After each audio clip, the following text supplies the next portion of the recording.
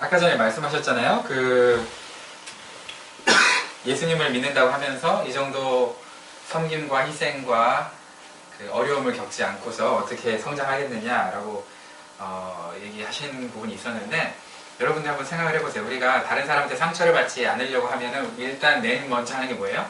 담을 쌓습니다. 그죠? 나 저 사람한테 상처받기 싫어. 그러면서 이제 담을 쌓기 시작해요. 그러다 보면은 나는 담을 쌓아서 나를 보호하겠다고 생각하는데, 그게 어떻게 되냐면 자기를 고립시켜요. 자기가 고립되면 남과 소통만 안 되는 게 아니라 자기가 죽어요. 이게 영적인 진리예요. 그래서 목자가 엄청, 아까 전에 얘기했잖아요. 막 밥도 준비했는데 안 올 수도 있어요. 왔는데 설거지도 안 하고 막 저기서 막 앉아있어요. 텍스트 하면서. 그죠? 그러면 막 화가 날 수도 있죠. 서운할 수도 있고. 근데 그런 일들을 보통 누가 교회에서는 하죠? 담당을 하죠? 누구만? 목사님만. 전도사님만. 그죠? 그러니까 평신도들은 그럴 기회라고 얘기하면 여러분 엿먹이는 것 같아서 좀 죄송한 표현인데, 그럴 기회가 없어요. 그러니까 예수님을 닮을 수 있는 기회는 딱 누구만 갖고 있는 거예요, 지금? 목사님하고, 전도사님만. 성직자만 갖고 있는 거예요. 여러분, 근데 그 기회를 여러분들에게 주겠다고 하는 게 어떤 면에서는 에이, 웃기네, 이렇게 받아들인다면 아직은 우리는 준비가 안 된 거고요. 그래, 해보자 라고 생각한다면, 그래, 정말 목사님과 같이, 여러분들이 봤을 때 보통 목사님들이 하나님 사랑하고 영혼들 사랑하잖아요. 아, 여러분이 저를 보면서 그걸 못 느꼈구나. 저 인간, 우리 사랑하는 거, 사랑 마예, 그러고 있나 보다, 그죠? 근데 여러분, 그거를 지금 느낄 수 있고 배울 수 있는 절호의 기회. 우리 자기는 10년 동안 안 변했다고 목사님이 이렇게 얘기하셨지만 1년 전이랑 지금이랑 제가 봤을 때 영적 수준이 완전 달라요. 또 엄청, 물론 결혼해서 성장한 것도 있는 것 같아요. 그런데 결혼하기 전에도 그 목장 모임 이렇게 다른 분에게, 자기 은사 되시는 목자님에게 배우시면서 거기서 이렇게 목장 모임을 한 거하고 직접 이제 막, 좀 죄송합니다, 개고생하면서 밥을 만들면서 개고생하면서 목자로서 선거하고요. 지금 이 영적인 성숙도가 1년 전에 뵀을 때보다 엄청나신 것 같아요. 제가 봤을 때는. 본인은 이제 아직도 순수하게 예수님 따라가면서 고민하고, 내가 이 목장을 왜 하고 있나, 이 짓거리를 왜 하고 있나, 이렇게 고민하면서 하고 있기 때문에 본인이 아직 성장 못했다고 보지만, 제가 봤을 땐 다르거든요. 위기의식을 느끼거든요. 우리 빨리 시작해야 되는데. 사랑의 교회는 저런 목자님들이 대략 9분이 계세요. 얼마나 건강한 교회예요, 그죠? 근데 우리는 아직 없어요. 그래서 기도 제목이 3명의 목장과 3명의 목자, 3개의 목장과 3명의 목자가 생겼으면 좋겠다고 이제 기도 제목 내는 게 그런 건데, 여러분, 제가 여러분들에게 연맹이려고 그러는 게 아니에요. 이게 정말 복이라는 걸 알기 때문에 그래요. 저도 여러분들과 함께 신앙생활 하면서 가슴앓이 할까 안 할까요? 하죠. 근데 그 가슴앓이가 나를 성장시켜요. 예수님을 닮게 해줘요. 오늘도 대표 기도를 맡은 가시네가 안 왔어요. 피곤해서 자느라고 10시에 일어났는데 또 11시에 한 30분만 자다 일어나야지 하고 잤다가 못 일어났대요. 그래서 11시에 일어났는데, 그런 일들이 많이 있어요. 그죠? 그리고 여러분들도 열심히 했는데, 밥 준비를 했는데, 밥을 뭐 20분을 했는데 한 몇 명만 와봐요. 그런 일들도 목장 운영하다 보면 있을 수 있거든요. 그러면은 얼마나 서운하겠어요? 저 이제 서운한 거는 그냥, 서운한 감정은 거기서 끝나요. 문제는 그 10인분을 어떻게 해야 돼요? 일주일 내내 처먹어야 돼요. 얼마나 힘들어요, 그런 거. 그러면서 뭘 느낄까요? 하나님, 힘들어 뒤지겠어요. 그럼 예수님은요, 그보다 더 힘든 일을 하셨거든요. 그러면서 우리가 배우는 거예요, 예수님 마음을. 물론 고난이 올 때 도망가는 사람이 있고요, 고난이 왔을 때 그걸 승화시켜서 예수님을 닮아가는 사람이 있어요. 여러분이 어떤 종류의 사람인지 모르겠어요. 그러나 가급적이면 우리가 어차피 당할 고난이라면 고난을 당하면서 어떻게 하자는 거예요? 예수님을 닮아가자는 거예요.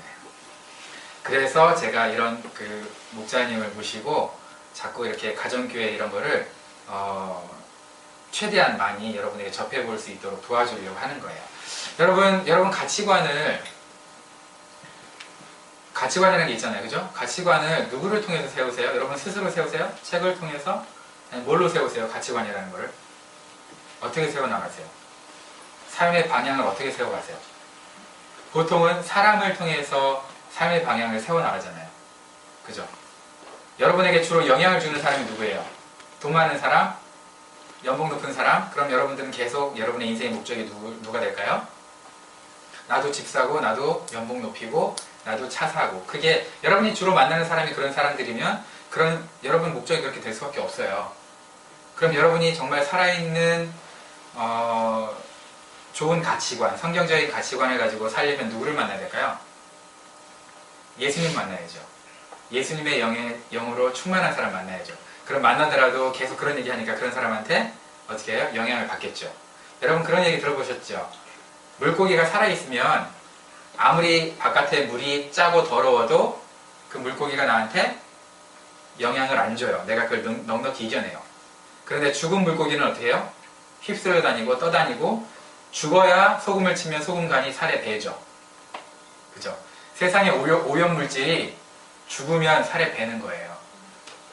내가 세상의 가치관대로 살아가고 있다. 내가 벌써 죽은 거예요. 그런데 성경적인 가치관으로 예수님을 따라서 돈이 내 영혼을 좌지우지 못하는 여전히 하나님의 가치관이 나를 붙들어주고 있다라고 생각하면 내가 지금 살아있는 거예요. 여러분 죽었다고 생각할 때 어떻게 해야 돼요? 그러면 내가 죽었다? 이렇게 생각할 때 어떻게 해야 돼요? 그냥 뭐 그늘 위에 올라가서 그냥 지글지글 타면 돼요? 죽었다고 생각할 때 다시 살아나야죠. 그죠? 부활해야지. 그래서 살아날 수 있는 방법은 뭐예요? 살아있는 사람을 만나는 거예요. 여러분 목마를 때 뭐 해야 돼요? 목마르면 물을 찾아가야죠. 그죠? 여러분 죽었으면 어디로 가야 돼요? 살아있는 사람한테 가서 교제를 해야죠. 그죠? 그래서 살아있는 사람을 통해서 교제하면서 내가 생기를 공급받아야 돼요. 그래서 이런 말이 있어요. 그 좋은 말은 아닌데 점술가들이 하는 얘기거든요. 네가 행복하게 살고 싶으면 행복한 사람을 찾아서 만나라. 네가 활기 있게 살고 싶으면 기가 넘치는 사람을 찾아서 자주 만나라. 네 인생 망하고 싶으면 네거티브 에너지를 뿜는 사람이랑 교제를 해라. 이런 말이 있어요. 네거티브 에너지를 뿜는 사람이 누군지 알죠? 그죠? 그런 사람들 만나면 짜증나지 않아요? 만나기도 싫고, 그죠? 그런 사람 만나 교제하다 보면 나도 그렇게 되거든요. 그래서 의사하고 간호사님들은 그 병자들을 이렇게 섬기잖아요.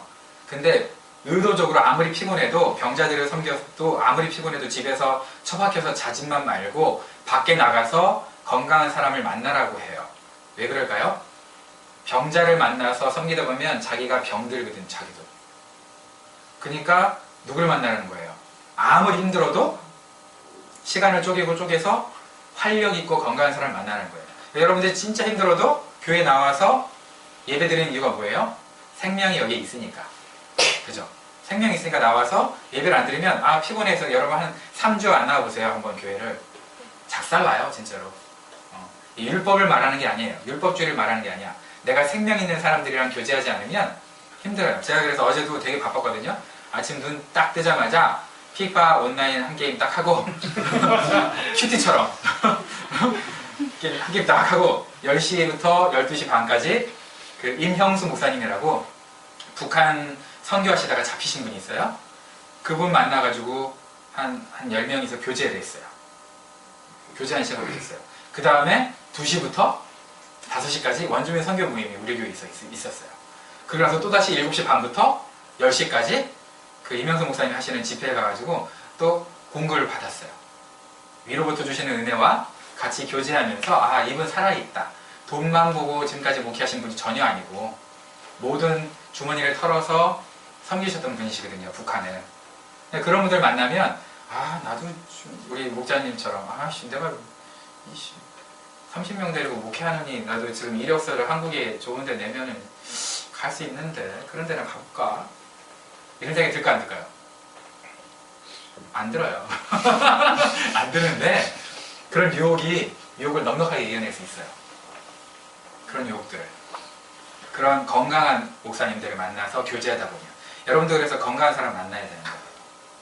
그 우리 사랑의 교회처럼 건강한 교회에 교제할 기회가 있으면 제가 자꾸 가자는 이유가 그런 거예요. 자, 그래서 여러분들에게 다음 주, 내년 숙제가 있어요. 내년에는 3박 4일 혹은 4박 5일을 주일 껴서 3박 4일, 4박 5일을 여러분들이 내년에는 한국도 가지 말고 개인 시간도 가지 말고 여러분 가급적 홀드해 주셔야 돼요. 왜냐하면 휴스턴과 토론토와 LA에 가정교회 하는 곳에 평신도 세미나라고 있어요. 평신도 세미나인데 거기 보내드릴 거예요. 그러니까 여러분들이 그 전액 지원해 줄 거예요. 단 헌금만 준비하세요. 여러분 거기 가가지고 헌금도 안 하고 오시는 분들도 있더라고요. 나쁜 놈들. 뭐 그렇게 막 섬겨주시는데 얼마나 힘들어요. 그죠? 거기가 한 200불 정도 받거든요. 한 200불인가 100불인가 받아요. 근데 또 돌려줘요. 다 수료하면 비행기 값만 우리가 되는 거예요. 보통. 근데 그분들이 왜 그런 일을 할까요? 손해나는 일이잖아요. 자기 교회만 생각하면 엄청나게 손해나는 일이에요. 우리 지금 목자님 보내시는 것도요. 엄청나게 손해나는 일이죠. 그죠? 우리 교회 와가지고 그냥 우리 교회만 섬겨. 왜 남의 교회 가지고 그런 짓거리 하고 있냐. 멍청하게. 할 수 있어요. 그죠? 손해나는 일들을 휴스턴 교회하고 건강한 교회들이 하고 있다고요. LA에 미라클랜드, 포도원 뭐 이런 교회 있어요. 토론토에 뭐였죠? 목민교회 이런 좋은 교회들이 있어요.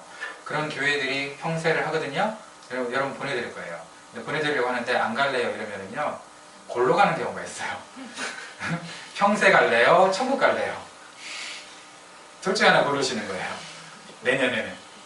알겠죠?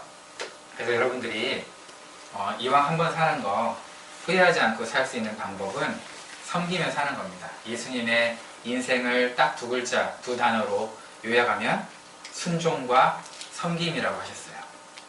우리 하나님께 순종하는 건 배우면 되고 섬기는 거 목장하면서 배우면 돼요. 그럼 우리 예수님이 하셨던 그 놀라운 예수님의 성품을 우리 교회 이름처럼 예수님 닮아갈 수 있을 거예요. 그래서 이렇게 우리 귀한 목자님들 모셔가지고 이거 와가지고 하고 싶겠어요. 여러분 같으면. 그죠? 그래도 한 1000명 정도 왔으면 이제 강의한다 했었다고 오죠. 20명 앉혀놓고 하고 싶겠어요. 그죠? 근데 이렇게 와주시고 하는 거예요. 우리가 가야 될 길이고 우리가 갔을 때 절대 후회하지 않을 거고 물론 저도 고민은 있어요. 이게 정말 최적의 시스템인가? 영혼 구원의 최적의 시스템인가? 근데 이거보다 더 좋은 걸 아직까지 제가 본 적은 없어요. 셀 교회도 20년 가까이 해왔고 그죠? 여러 가지 나름대로 전도팔도 해왔고 개인 전도도 해왔고 다 해왔는데요. 이거보다 더 관계 중심적으로 그리고 모두가 함께 한 마음으로 영혼 사랑하는 마음으로 전도할 수 있는 방법은 별로 없어요. 작년에 우리 교회에 2명 세례 받았어요. 그죠? 저기는 지금 목장에서 2명이나 세례를 받았잖아요. 그죠? 얼마나 놀라워요. 침례를 2명이나 침례 받고 침례교회니까 침례를 받았는데 얼마나 좋아요. 영혼 사랑하는 영혼 구원받는 그게 여러분 남는 거예요. 우리 다른 거 하지 말고 영혼 구원만 하는 거예요. 딴짓거리 하지 말고 영혼 구원 하려고 지금 하는 거니까 여러분 내년에 여러분 휴가를 빼서 3박 4일 혹은 4박 5일 빼드세요. 언제가 될지 몰라요. 제가 이제 내년 초가 되면 언제 어디서 있다 어디 갈래 취사 선택. 그래서 비자 문제가 해결되신 분들은 가급적이면 휴스턴으로 가시고 시차가 두려우신 분들은 LA로 가시고 그 다음에 비자 문제가 해결이 안 됐다 그러면 이제 어디로 가는 거예요? 토론토로 가는 거예요. 토론토 가면 하루 먼저 가셔야 되거든요. 시차 때문에. 그래서 그렇게 가야 되니까 여러분 각오하시고 어차피 우리 인생 사는 거 남이 따라 사는 것처럼 사는 게 아니라 우리 정말 예수님 닮아가며 사는 그런 사람 되보자. 이렇게 한번. 그래야 여러분 60년, 70년 됐을 때 여러분들이 제 손 붙잡고 제가 먼저 죽겠군요. 혹 여러분이 먼저 죽는다면 제가 한 150까지 살려고 생각 중이거든요. 교회에다 똥칠하면서 살려고.